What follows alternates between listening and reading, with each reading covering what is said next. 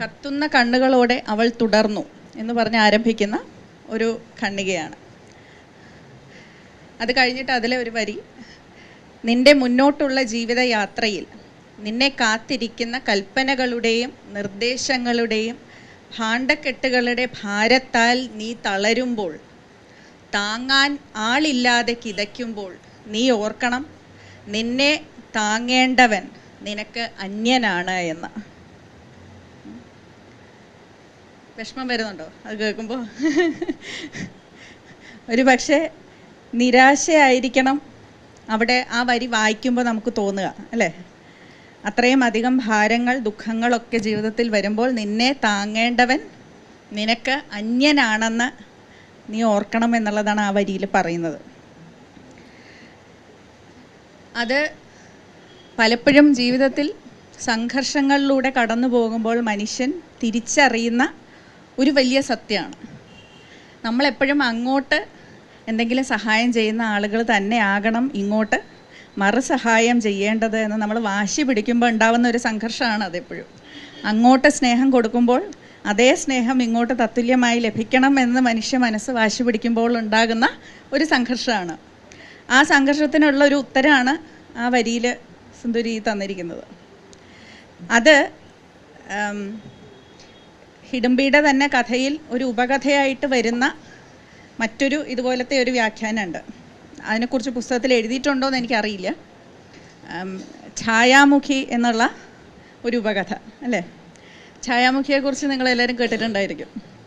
അപ്പോൾ ഛായാമുഖി എന്നുള്ളത് പിന്നെ പലപ്പോഴും നമ്മളിപ്പം ദൃശ്യാവിഷ്കരിച്ചാൽ നമ്മുടെ ആറന്മുള കണ്ണാടിയെ പോലത്തെ ഒരു കണ്ണാടിയായിട്ടാണ് പലരും അത് വരച്ച് കാട്ടുക. നല്ല ഭംഗിയുള്ള ഒരു ദർപ്പണം, ഒരു കണ്ണാടിയാണ് ഛായാമുഖി എന്നുള്ളത്. അപ്പോൾ ഹിഡംബിയുടെ കയ്യിൽ ഒരു ഛായാമുഖി ഉണ്ടായിരുന്നുവെന്നും ഒരു കണ്ണാടി ഉണ്ടായിരുന്നുവെന്നും ആ കണ്ണാടിയുടെ പ്രത്യേകത എന്താണെന്ന് വെച്ചാൽ, സാധാരണ നമ്മളൊരു കണ്ണാടിയിൽ മുഖം നോക്കുമ്പോൾ അതിൽ നമ്മുടെ മുഖമാണ് തെളിഞ്ഞു കാണുന്നത്. പക്ഷേ ഛായാമുഖിയിൽ നമ്മൾ നോക്കുമ്പോൾ നമ്മുടെ മനസ്സിൽ നിറയുന്ന വ്യക്തിയാണ് അതിൽ തെളിഞ്ഞു കാണുന്നത്. അതായത് നമ്മൾ ഏറ്റവും കൂടുതൽ സ്നേഹിക്കുന്ന വ്യക്തിയുടെ മുഖമാണ് ഛായാമുഖി എന്ന കണ്ണാടിയിൽ തെളിഞ്ഞു കാണുന്നത്. നമ്മുടെ സ്വന്തം മുഖമായിരിക്കണം എന്നില്ല. എനിക്ക് എന്നെ മാത്രമാണ് ഏറ്റവും കൂടുതൽ ഇഷ്ടം എന്ന് വന്നാൽ ചിലപ്പോൾ എൻ്റെ മുഖം തെളിഞ്ഞു കണ്ടു എന്ന് വരാം.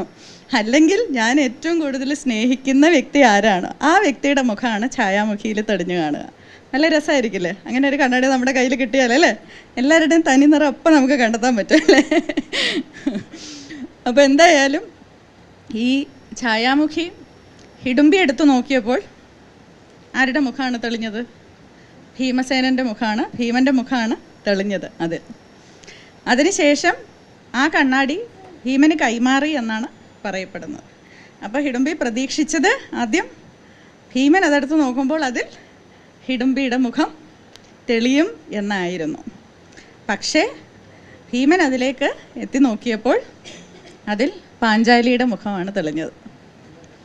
ഇനി പാഞ്ചാലിയുടെ കയ്യിൽ കൊണ്ട് ഈ ഛായാമുഖി കൊടുത്തപ്പോൾ അതിൽ തെളിഞ്ഞത് അർജുനൻ്റെ മുഖമായിരുന്നു, അല്ലേ?